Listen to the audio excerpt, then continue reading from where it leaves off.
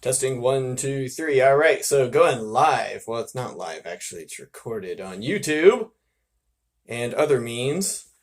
Trying to do a first podcast, so to speak.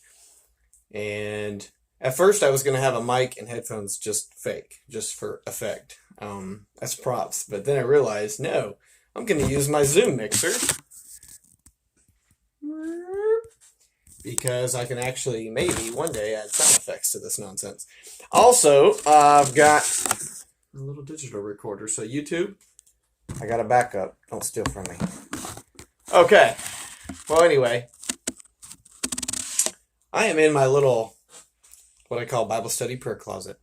Because my wife said I couldn't record in the basement. Because that was embarrassing her. So here we are.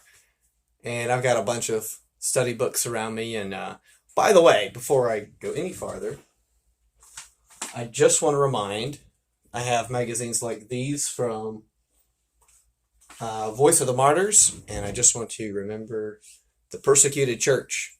And this is actually a prayer closet for me. I don't know if you've ever seen the movie War Room, but I benefit from having a space where I can go and spiritually seek and pray, and I have been praying for the persecuted church in particular because they need our prayers, probably more than anyone, and I think they're some of the most forgotten. I think we get in a box in America, and we only see faith and economics and politics and everything from our perspective, and we forget there's a whole world out there that also needs our prayers. So anyway, I've got... what else did I want to mention? Anyway, there's just all kinds of stuff in here for study materials. But let's get on topic today. So this is my first actual dialogue type podcast of 2019. Well, by that I just mean longer than a quick video. And I'm hoping to do these at 6 every day when I get home from work. We will see. But that's kind of one of my goals this year, besides finishing a book a week. And I guess I've forgotten my other goals. But in that process, I'm thinking of, when you're at work all day, you have a chance to think about things, maybe even research a little bit. And I'm hoping to come home and share some thoughts from that. And maybe just get us to thinking, if there is anyone out there listening. Probably not. But if there was. And that way, maybe explore some, for example, economic principles that you don't hear much. And we might talk about some spiritual things too. And some growth things, some practical life stuff, because I find when I get home, really on the drive home from work every day, I find areas where I was strong and where I was weak. And those are opportunities to grow and say, okay, I'm going to learn from that, do better next time, Lord help me. And that is one of the ways I stay on track. I try to read some of the Word each morning before I leave for work, or listen to audio Bible while I'm driving, just let it play. And then I try to learn from the experiences that God throws at me throughout the day. And if you remember, those are God events. Those are usually or probably orchestrated by the Lord to help you grow. He sends you things your way, and when you get cussed out and you get cried at and spat at, whatever happens to you, remember that's the Lord doing something special. And you might have a chance to be blessing someone else. Just saying. So I'm hoping before dinner each day to get home. I work this out with my wife.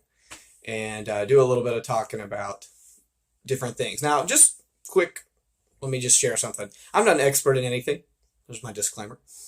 Do your own research. But let me say, I do work at a community college, which is a public institution in Tennessee. Live in Georgia. But in Tennessee, being in the community college system, we have a strong need for financial advice for students, what we call financial literacy.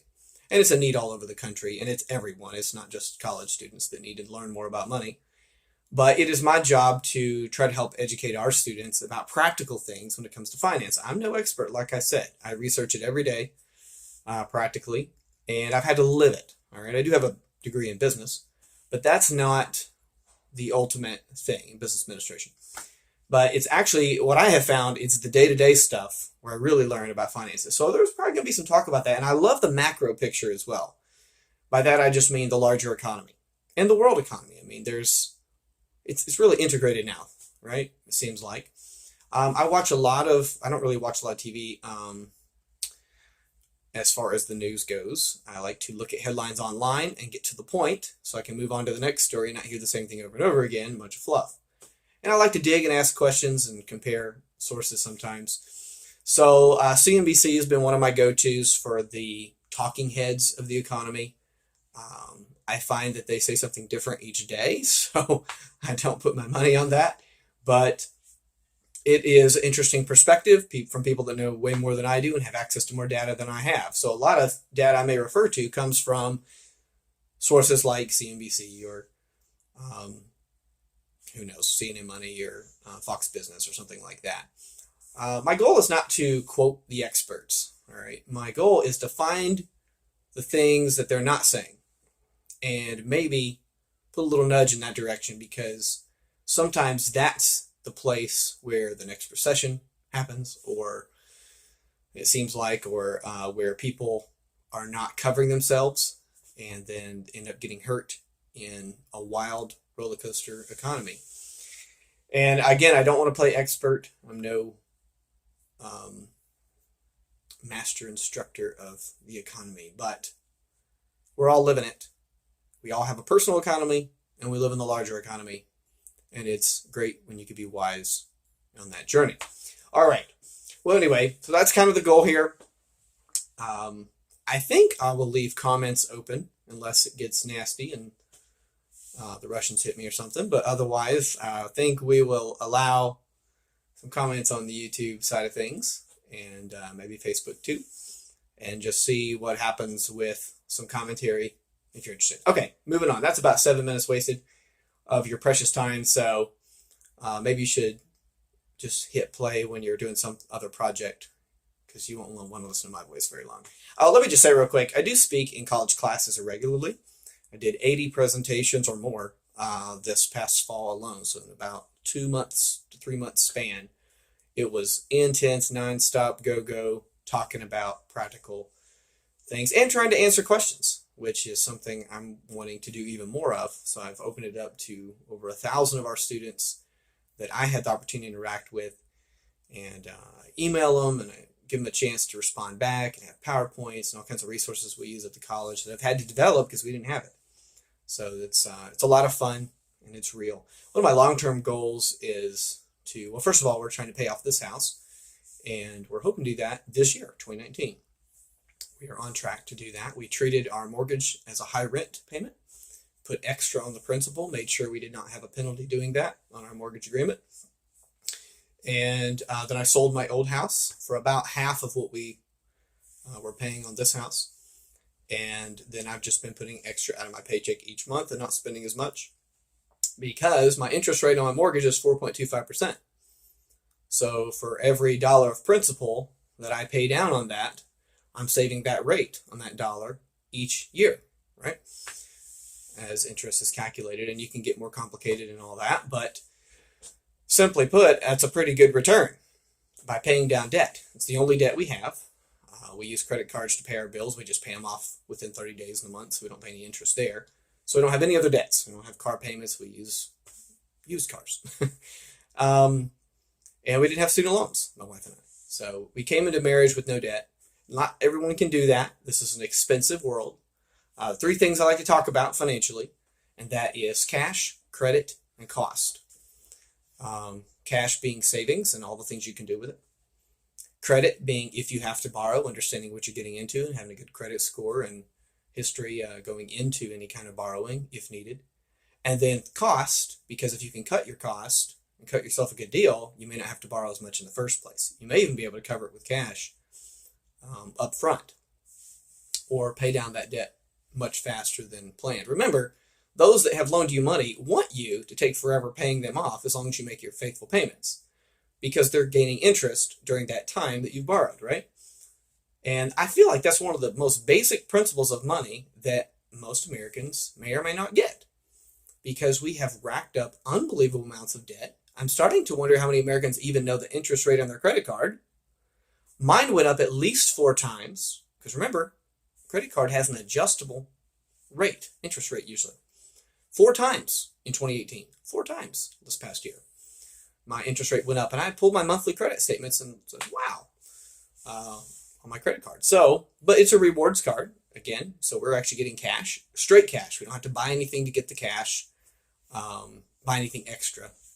We are actually just using it for our bills and things, and we're not paying any fees whatsoever. So no interest. We paid off in 30 days, no fees, and they're paying us. And we have made over $500 now, 527 I think it is, in 2018. So not too bad. That's about the only way I like to do debt. We got this house for, let's see here. What was my contract price? Well, anyway, for under 70 and 68.5. That's what it was. And so after our down payment, we owed 54.8, and we've just been paying that down aggressively. So that's kind of where we are. This was a HUD foreclosure, so somebody just walked away from this house. Apparently they had money, but just walked away, and no one else wanted it for some reason, and we thought there was major problems with it. And then we got in there with inspectors and contractors, and we couldn't find the problems. And it has been a wonderful house, and we are going on 2 years in February from when we closed.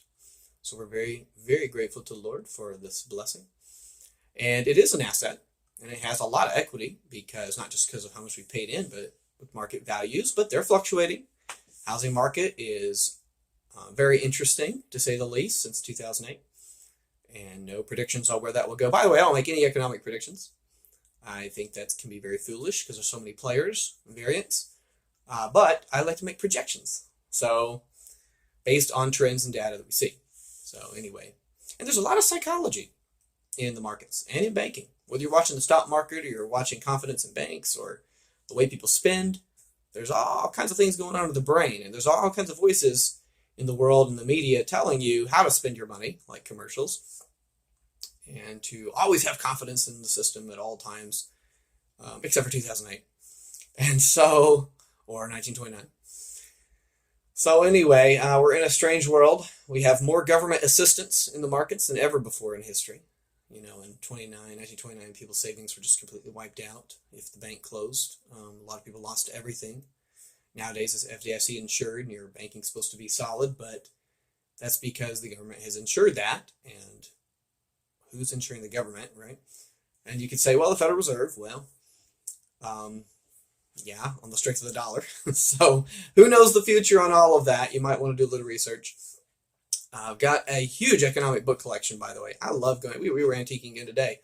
Love buying books about the economy and personal finance.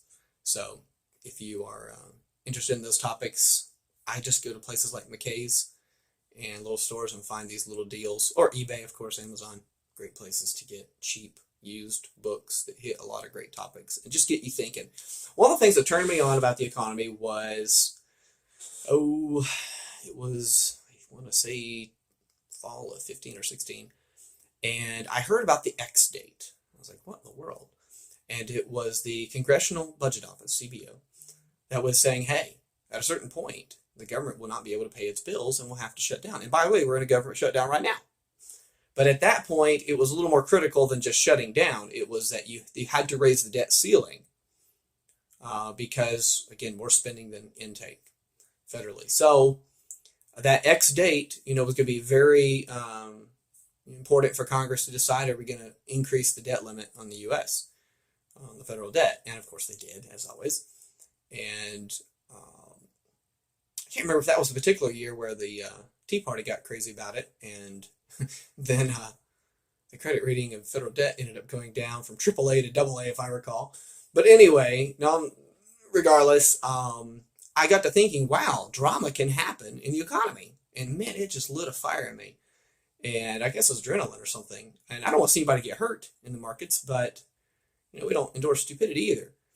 And a lot of people speculate and do day trading in very foolish ways and very risky. It's gambling, it's betting.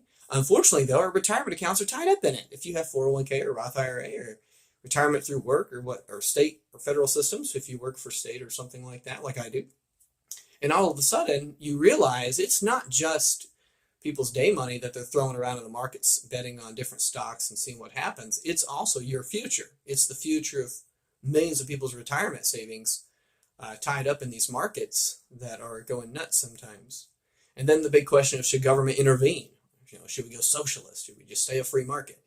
All these debates that are happening in this country, and every election cycle, you're going to see that debate ramp up more and more. And of course, healthcare is going to be the next big topic in the election to come. It'll be very interesting what happens in 2020. And then, of course, as the federal debt increases and the bond market is affected and all these different things, it's going to get, if you thought 2017 to now it was wild, and it was, just wait till you see what's coming looks like. And let me just also say my four-letter word when it comes to money, all right? And it is the word, can you guess it? Debt, D-E-B-T. To me, that is the ultimate four-letter word of perhaps where we're headed. If I was going to make a projection, I would say that we have all kinds of debts about to really, so to speak, come due, kind of just become a larger burden on the economy. And who knows where it's going to go. It's not just federal debt. Not just picking on that. Remember, in a sense, it seems like the federal government is kind of a reflection, especially in a democracy, of where households are sometimes. It's not only politicians that are corrupt with money and everything else. Americans like to take on an ungodly amount of debt too. We have run the economy on credit now. When credit was opened up years ago and became a main source of funding, look at where we have gone with prices. Look at college tuition and medical and cars and houses, and even shopping.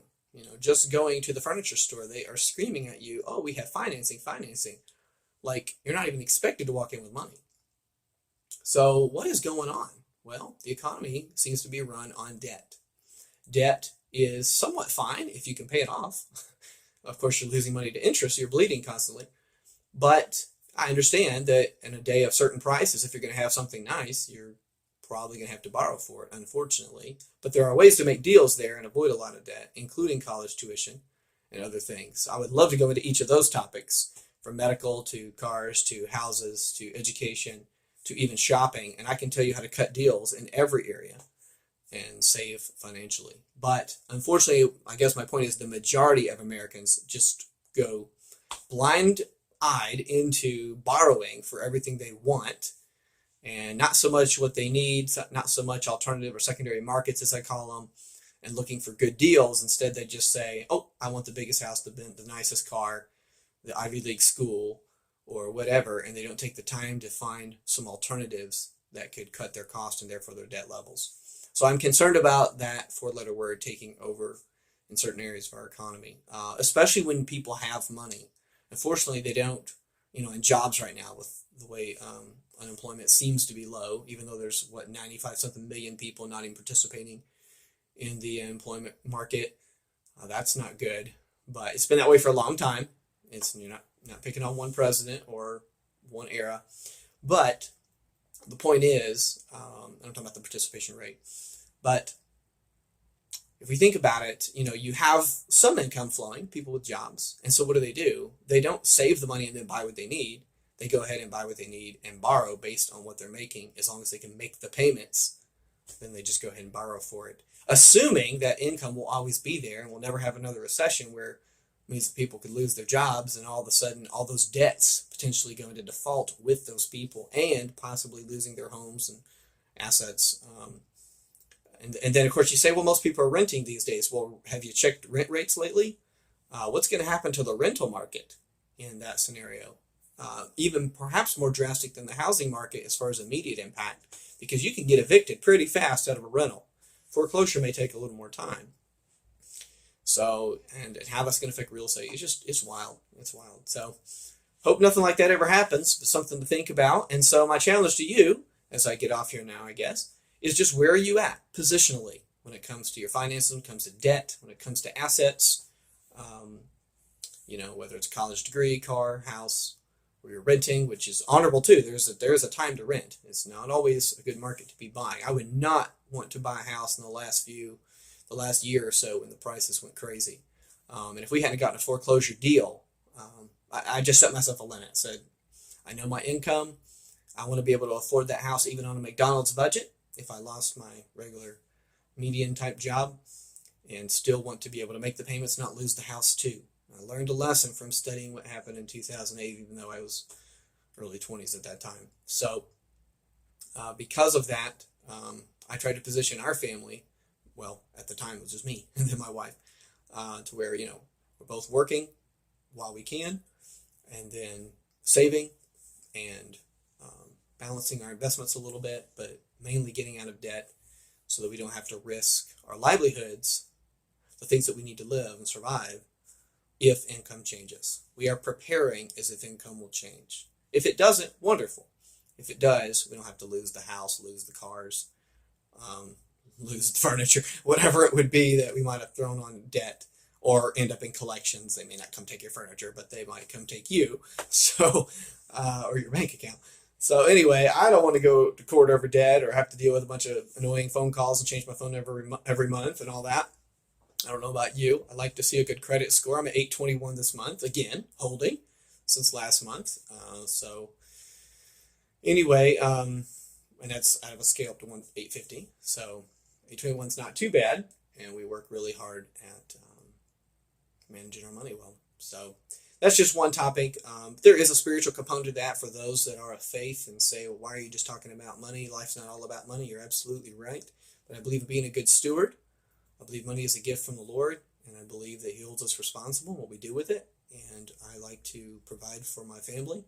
I like to be in a position to help those in need, and we are having some opportunities to do that. And I like being able to talk about finances to help others not end up in a bankrupt situation, especially college students that I work with. So to me, it is very important. I believe the Lord put me right here at this time to learn lessons that I've had to learn and share those with others. So it may not be much, but it's what I've got. You might as well share what we have instead of just sitting on it. Amen. Alrighty, well, I'm going to get off here. Hope you took away a little bit from that. Love to see some positive comments, or maybe some constructive criticism. We'll see. And continue to make this an improvement for all. Thanks so much.